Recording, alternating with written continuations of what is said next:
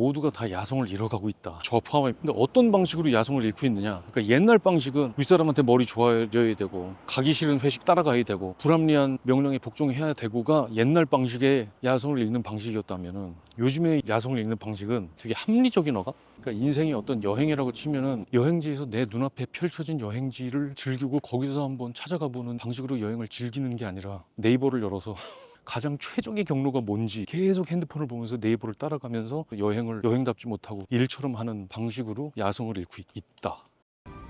인천공항을 이기겠습니다.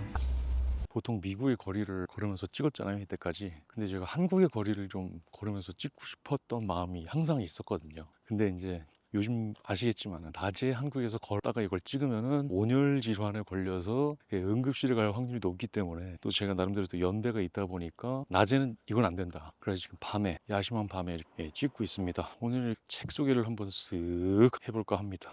출판사에서 연락이 와가지고 좋은 책이 나왔는데 한번 소개해달라고 제가 이 책을 한번 훑어봤거든요. 근데 좀 첫 페이지부터 반말로 막 들이대대요. 확신에 넘친 주장을 근거 없이 막 내뱉는 거예요. 그러니까 예를 들면은 자기 생각을 믿는 것이 천재성이다. 잠자고 있는 확신을 말하라. 굉장히 큰 주장을 막 들이대는 거예요. 그래서 아니 도 이거 누구야? 뒤늦게 찾아봤더니 그 에머슨이더라고요. 여러분 그 월든이라는 책 아세요? 젊은이들이 읽어야 될 필독서 리스트에 항상 올라가곤 하는 그런 책인데 월든. 제가 그 책을 좋아했거든요. 그래서 헨리 데이빗 소로우라는 사람을 알고 있는데 그 분의 스승이 에머슨이다. 제가 그거까지 알고 있었어요. 더 이상은 몰랐거든요. 근데 그 보니까 그 에머슨이에요. 그래서 바로 자세 고쳐 잡고 이제 정자세로 읽기 시작했죠. 영어 원문도 옆에 펴놓고 이렇게 막 번갈아 가면서 막 읽게 되더라고요. 근데 제가 영어 원문도 피고 읽게 되는 이유가 내용이 뭔가 파워풀해. 첫 페이지부터 나왔던 내용이 응? 하면서 되게 호기심을 자극하고 정신적으로 이렇게 탁 건드리는 듯한. 그래서 야 이거는 한번 진짜 제대로 한번 소개를 해야겠는데 그런 생각을. 책 제목은 자기신뢰입니다. 자기신뢰. 윌북 출판사에서 나온 랄프 에머슨이 쓴 자기신뢰. 근데 여기 순응하지 말라는 얘기가 나와요. 자기 내면의 목소리를 따라가라는 거거든요. 사회의 요구에 순응하지 마라. 사회는 항상 질서와 순응과 사회한테 맞추기를 요구한다는 거예요. 이거 읽으면서 저 좀 감동받았는데, 그러니까 이 에머슨은 내가 가만히 있을 때 내 마음속에서 떠오르는 소리, 내 마음의 소리, 내 고유의 소리를 따라가는 걸 굉장히 이 사람은 여기서 강조하거든요. 천재성이라는 거는, 이 사람이 또 얘기하는 게 천재성이라는 거는 여러 가지 의견을 조합해서 뭐 창조적인 아이디어를 내고 이런 게 천재성이 아니라 남들이 겁이 나서 못 따라갈, 아니면 내가 너무 세밀하게 집중하지 않아서 놓칠 내 내면의 목소리를 내는 사람을 천재라고 하거든요. 이 사람이 가장 개인적인 것이 가장 진리에 가까운 것이고 가장 통용될 수 있는 것이다 라고 얘기를 하는 입장인 거죠. 근데 이런 시각이 사실 이 사람만의 시각은 아니고 되게 여러 가지 종교에서 내가 내 스스로의 본성을 깨달아야 된다고, 뭐 거의 모든 종교에 이런 개념이 있죠. 그러니까 기독교에서는 인간은 신의 형상으로 지어져 있다. 불교에서는 뭐겠습니까? 견성, 자기 본성을 깨달으면 그걸로 이제 부처가 된다. 도교 같은 데서는 무의, 억지로 끼어넣은 것이 아닌 그런 거를 다 걷어낸 맨 사람, 이런 거를 되게 중시하잖아요. 그러니까 이런 게 이 사람만의 시각은 아니고 원래부터 있는 공통적인 시각이다. 근데 이 사람도 이런 얘기를 하니까 굉장히 좀 흥미로웠습니다. 근데 왜 이렇게 자기 목소리를 따라가는 거를 좋아할까? 사회의 목소리에 순응하는 거를 이 사람이 이렇게 싫어할까? 아니, 사회라는 게 사람들이 모여서 살아가는 건데 서로 간의 규약, 그리고 규범, 이런 거를 따라가면 좋잖아요. 서로 갈등 안 일으키고 이거 좋은 것 같은데 이거를 굉장히 경계하는 모습도 있단 말이죠. 그래서 그런 물음을 제가 좀 묻게 됐는데, 근데 사실 인간은 사회적인 상식, 도덕률 이런 것 이상의 것을 필요로 하는 것 같아요. 너무 짜여진 틀에 갇혀서 살지 않기 위해서 야성이 있어야 되는 것 같거든요. 야성. 야는 이제 들야자죠. 들야자. 들에 사는 들짐승의 품성. 야성. 문명의 틀에 포착되지 않는 인간의 성품. 되게 문명이라는 거는 그 상식이 있고 규약이 있고 규범이 있고 도덕이 있고 그런 것에 내가 이제 순응을 하면서 살아가는 게 이제 문명인 아닙니까? 근데 이제 야성이라는 거는 이거에 반대되는 것이죠. 근데 사람이 이런 야성을 잃으면은, 그러니까 문명적이기만 한 인간이 되면서 약간 정신적으로 죽는다.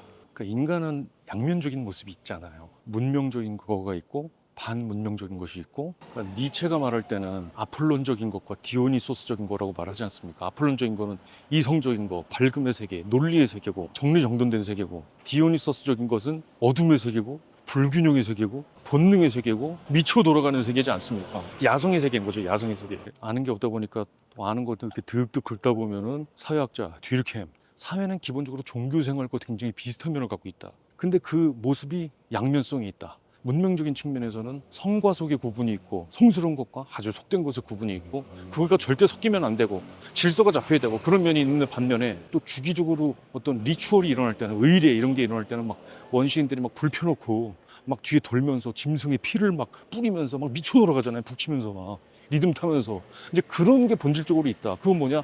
야성의 세계다. 성과 속의 구분이 무너지고 엑스타시, 황홀경에 빠지는 그러면서 금기가 무너지는 그게 반드시 두 측면이 있다고 얘기하지 않습니까? 뒤리킴 얘기하니까 굉장히 좀 무식해 보이네. 그런 얘기들이 이제 이미 있죠. 그래서 하여간 근데 저는 이 책이 한국 사회한테 던지는 의미가 굉장히 좋은 의미인 것 같은 게 한국 사회가 너무 이래야 된다, 저래야 된다, 이러면 안 된다, 저러면 안 된다. 이런 게 굉장히 저는 강하다고 생각하거든요. 그러니까 그게 뭐냐면 문명의 힘이 너무 강해요. 야성의 힘이 너무 억압된다. 예.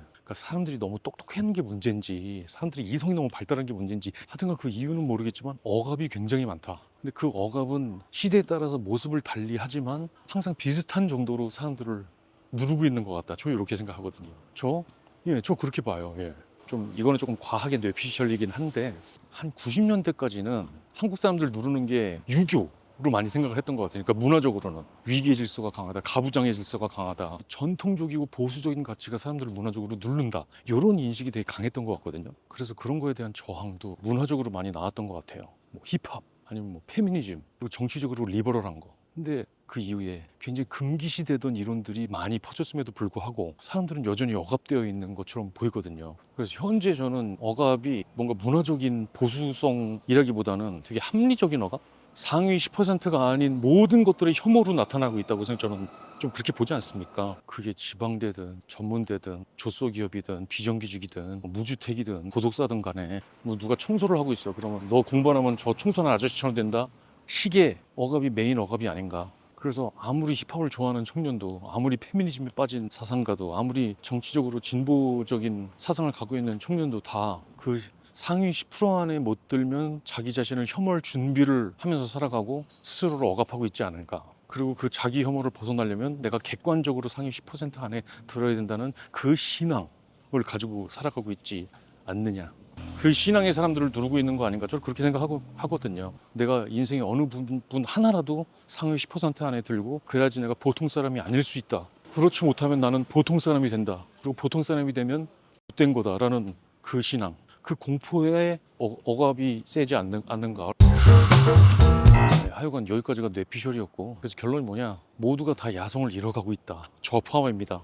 근데 어떤 방식으로 야성을 잃고 있느냐, 그러니까 옛날 방식은 윗사람한테 머리 조아려야 되고 가기 싫은 회식 따라가야 되고 불합리한 명령에 복종해야 되고가 옛날 방식의 야성을 잃는 방식이었다면은 요즘의 야성을 잃는 방식은 다시 말하자면 저도 포함입니다.